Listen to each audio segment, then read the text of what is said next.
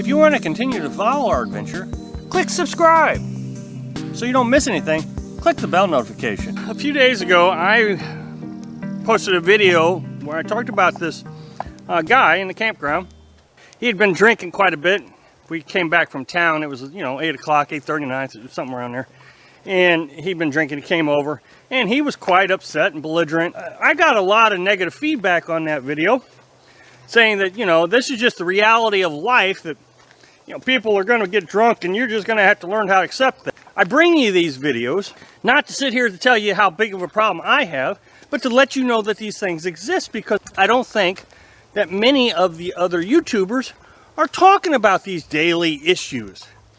And it really gives the perception that this life is just wonderful and you're never going to have a problem. A little bit of a follow-up story has occurred that I think I should share with you to kind of prove my point that the original video had some validity to it. There is things that happen out here that you're going to have to deal with that you may not want to have to deal with.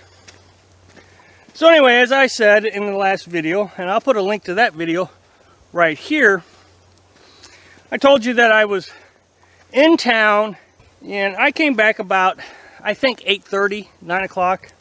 And so I just got set up. It takes me 10, 15 minutes to get the camper set up, no big deal. And as I just walked inside the camper, this guy that we have gotten to know pretty well over the last week or so, yelling my name, "Hey Rob, come on out here."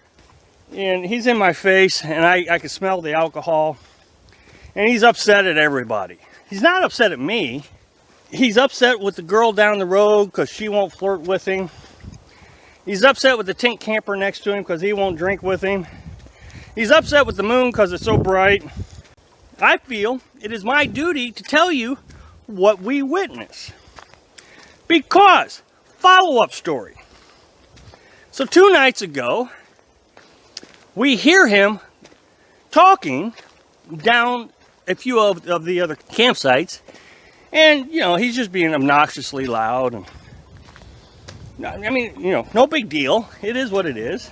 Well, the next morning the Rangers come down and they're talking to him, and they tell him he's got to leave tomorrow, which is actually today, and if he does, and he's got to stay out of the forest for 30 days. Well, he comes over to our campsite, and he's very upset. The Rangers told him he had to leave. He said, "Did they tell you you had to leave?" And I said, "No, they didn't come and talk to us." "Well, this is just discrimination. I don't know what the problem is." And he goes and talks to another camper. He actually talked to 2 different campers, basically saying the same thing, that this is discrimination. He doesn't know why he's getting kicked out and nobody else is. Come to find out, there was a gal who was out by her campfire, and this guy who gotten drunk came over there and was being rough. And this guy doesn't seem like the kind of guy that's going to get violent, I don't think. But I'm certain that he could scare you.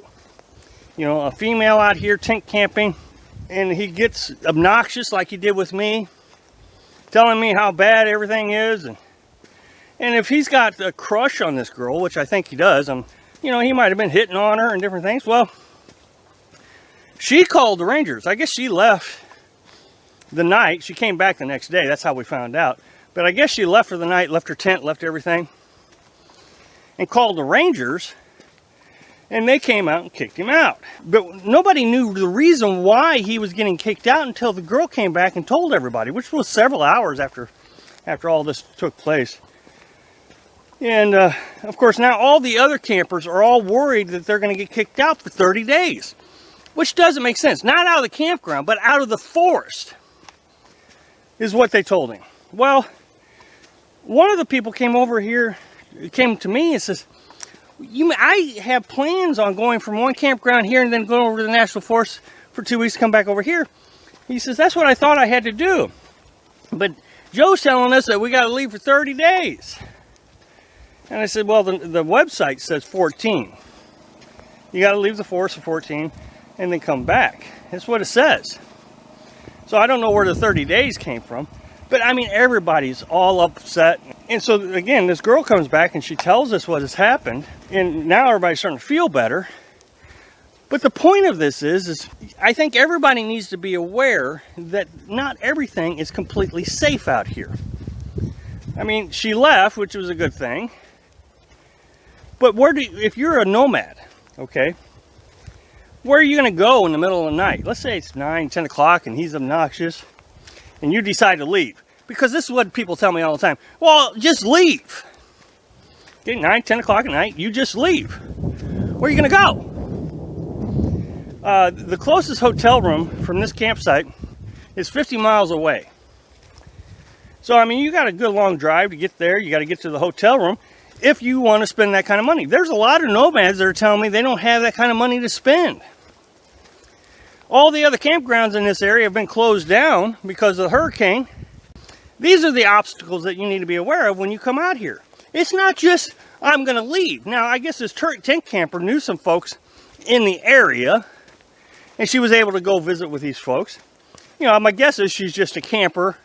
She's been here for a while, but I guess she's just a camper. I guess she's from the area, so she went and stayed with some friends, which is great.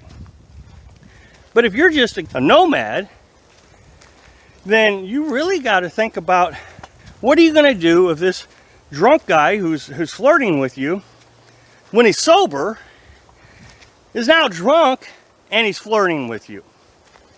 Where are you going to go? How fast can you leave? Is there any place you can go to?